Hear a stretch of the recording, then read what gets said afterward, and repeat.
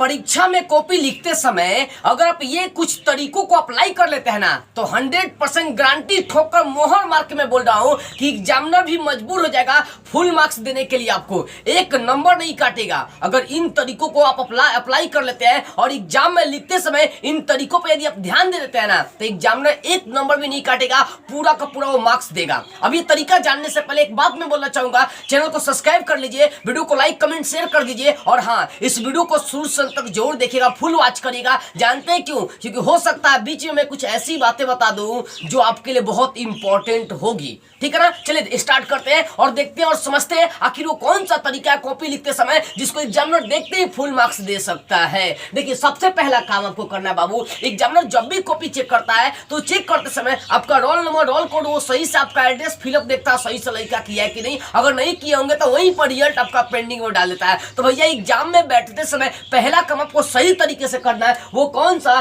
Roll number roll code और आपका जो एड्रेस फिलअप करना होता है, नाम उम पता होता है, उसको सही से भरिएगा और नहीं तो यहीं पर रिजल्ट आपका पेंडिंग हो जाएगा। इसलिए पहला प्रक्रिया है और इस पहले प्रक्रिया को बढ़िया से पार कर जाना है। दूसरी बात है, अब देखो कॉपी को जब मिलेगा आपको प्रश्नों को लिखने के लिए तो उस कॉपी को आपको 4 भागों में डिवाइड करना है। जो कॉपी मिलेगा उसको एक बार ऐसे मोड़ना है और फिर एक बार उसको और मोड़ देना है। 4 भाग हो जाएगा जिसमें 3 भाग में ही प्रश्नों का हमें जवाब देना है। एक भाग में क्वेश्चन नंबर लिखना, क्वेश्चन नंबर 1 है, ठीक है ना, मतलब उत्तर क्वेश्चन नंबर 1 है। और उसके बाद आपको क्या करना है? 3 भाग में प्रश्नों का आंसर देना है। यानी जो कॉपी मिलेगा आपको प्रश्नों का जवाब देने के लिए उसमें कॉपी को 4 भागों में जरूर बांटिएगा और उसमें से एक भाग पर क्वेश्चन नंबर, 3 भाग पर आपको आंसर मात्र लिखने हैं। ठीक है, उसके बाद एक चीज और मैं आपको बताना चाहूं, जो कॉपी आपको मिलते हैं उस कॉपी पर कुछ ध्यान देने वाली बातें हैं कि जो पहला पेज होता है कॉपी का वो छोड़ देना चाहिए। जानते हैं, पहला पेज मतलब जिस पर रोल नंबर रोल कोड भरना होता है वो पूरा पेज में वो छोड़ देना चाहिए साफ, इधर का भी इधर का भी। क्योंकि सोचिए अगर लिखते समय फट उठ गया ससुरी तो दिक्कत हो जाएगा। इसलिए एक पेज छोड़ कर ही अगला पेज से हमें लिखना चाहिए, इससे बहुत बढ़िया आपके लिए रहेगा। और ठीक है ना,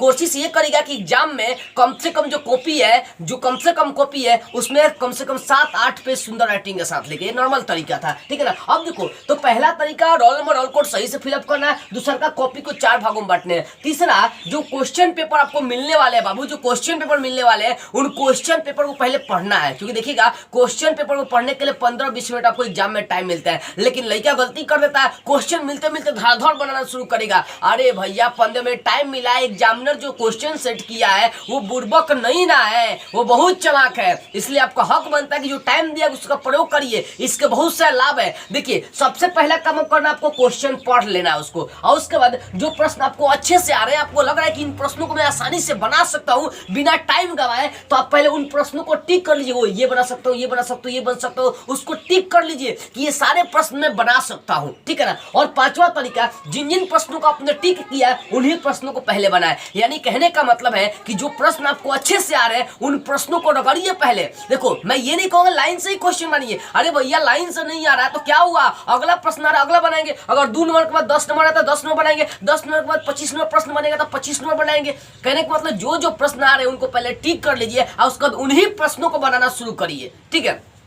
उसका देखिए, उसका छठा है जवाब सटीक चित्र और उदाहरण के साथ देना है। जवाब आपको सटीक देना है। कई बार एग्जामिनर शर्त लगाता है कि 50 शब्दों में ही इसका उत्तर दे। कहते हैं 50 शब्दों में ही इनका उत्तर दे। और कई बार हम लोग क्या करते हैं, 150 शब्द में उसका जवाब, 150 शब्द में जवाब देते हैं। नहीं भैया, आपके पास एग्जाम में टाइम कम होते हैं, इसलिए जितना कहा गया उतना ही लिखिए। अगर 50 में बोला तो 45-50 या 50-60 तक लिखिए, इससे ज्यादा वर्ड में नहीं लिखना है। आप कोशिश करना है कि जो प्रश्न है उसको उदाहरण के माध्यम से, यानी तो चित्र के माध्यम से समझा दे। अगर आप हर प्रश्नों में चित्र या उदाहरण के माध्यम से समझाएंगे ना तो एग्जामिनर एक को नंबर नहीं काटेगा, इतना गारंटी मैं देता हूं। इसलिए कोशिश करना है कि हर प्रश्न में उदाहरण और चित्र का प्रयोग कर सके। उसका 7वां, प्रश्नों का जवाब जो है अपने भाषा में देना है। कई बार मान लीजिए आप किताबी भाषा रट के गए हैं और वही लिख कर चले आते हैं तो एग्जामिनर को शक होता है कि ससुरी कहीं ना कहीं चोरी किया है या गाइड से छापा है। अगर किताबी भाषा रहेगा तब, लेकिन वही अपने भाषा में लिखेंगे आंसर, फलाना फलाना फलाना, अपने भाषा में आंसर लिख के आ रहे हैं, अपना लैंग्वेज प्रयोग कर रहे हैं, तो एग्जामिनर पूरा मार्क्स देता है। क्योंकि जान जाता है कि नहीं, ये लड़का तेज भाई अपने भाषा में इसका जवाब दिया। इसलिए कोशिश करना है कि अपने लैंग्वेज में ही प्रश्नों का जवाब दे। और 7वां, जिन जिन प्रश्नों का जवाब लिखिएगा ना बाबू, कोशिश करना है कि एकदम सुंदर राइटिंग के साथ लिखिए। ठीक है ना।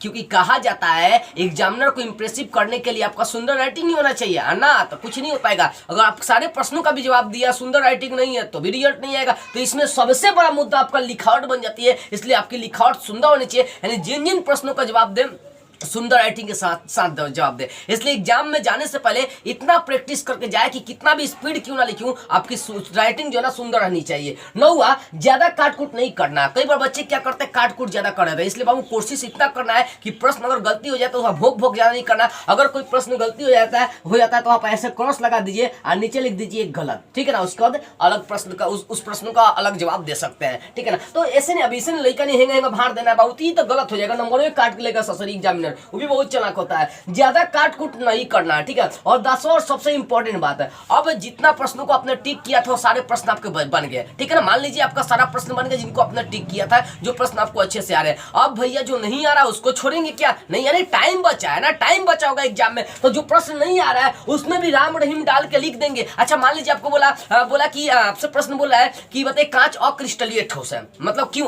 कांच एक अक्रिस्टलीय ठोस क्यों है, तो उसके बारे में कुछ लिखिए कांच एक अक्रिस्टलीय ठोस है क्योंकि, उसका बीच में कुछ गाना लिख दीजिए, भोजपुरी हिंदी जौन गाना लिखिए, अंत में लिख दीजिए इसीलिए कांच एक अक्रिस्टलीय ठोस है, यानी शुरुआती और अंतिम वाला मुंह मिला दीजिए। देखिए एग्जामिनर ऐसा ही आपका नंबर दे देगा, क्योंकि एग्जामिनर शुरू और अंतिम वाला चीज देखता है, बीच में नहीं देखता है क्या लिखे है। इसलिए अंत में नहीं आने वाले प्रश्नों को भी कोशिश करना है कि सुंदर राइटिंग के साथ बना ले। ये 10 काम कर लीजिए और देखिए आपका रिजल्ट कैसे नहीं आता है, और एग्जामिनर फुल मार्क्स कैसे नहीं देता है। रोल नंबर रोल कोड सही से फिलअप करना है, कॉपी को 4 भागों में बांटना, प्रश्नों को पहले पढ़ना, आने वाले प्रश्नों को टिक कर लेना है, और उसको आने वाले प्रश्नों को जिन प्रश्नों को आपने टिक किया है उन्हीं प्रश्नों का जवाब देना है। जवाब सटीक और चित्र उदाहरण के साथ देना है, अपने भाषा में देना है, सुंदर लिखावट के साथ देना है, ज्यादा काट कूट नहीं करना है, और नहीं आने वाले प्रश्नों को भी अंत में बनाने की कोशिश करना है, तभी जाकर आप फुल मार्क्स उठा सकते हैं बाबू। तो मुझे विश्वास है कि तरीका आपको पसंद नहीं होगी, इसलिए बाबू एक फर्ज बनता है ना, इस वीडियो को कम से कम अपने 10-10 दोस्तों के पास शेयर करिए। अगर आप शेयर करते हैं ना, तो अगर आप किसी भी टॉपिक पर वीडियो बनाना चाहेंगे तो बाबू मैं आसानी से बनाऊंगा, पूरी तरह से आप लोगों का हेल्प करूंगा। इसलिए इस वीडियो को जितना हो सके सभी लोगों के पास शेयर करिए और उनसे बोलिए फुल वॉच करने के लिए। यदि आप मुझसे इंपॉर्टेंट प्रश्नों का नोट लेना चाहते हैं, मुझसे कुछ पूछना चाहते हैं, मुझसे कुछ बातें करना चाहते हैं, तो बाबू स्क्रीन पर व्हाट्सअप नंबर है, यहाँ से संपर्क कर सकते हैं। लेकिन ध्यान से बात करें कि आपको कॉल नहीं करना, ओनली व्हाट्सअप पर मैसेज करने हैं। जय हिंद।